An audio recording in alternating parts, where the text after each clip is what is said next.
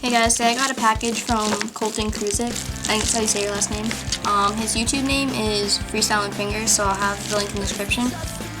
And I just bought a set of Substance wheels off him, so I'll unbox it for you guys.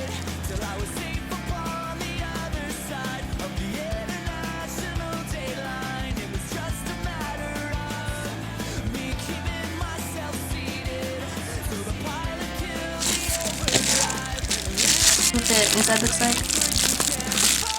So first he sent me the sticker. I don't know what brand it is though.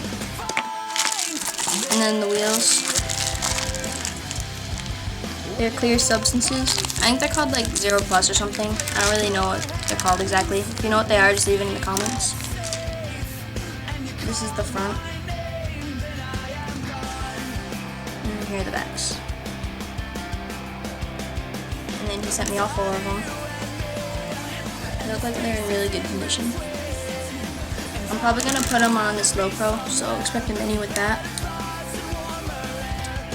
And then, I think that's all he sent me. Oh wait, hold on. And then he sent me a penny. And that's it. So thank you, Colton, and thanks for watching. Peace.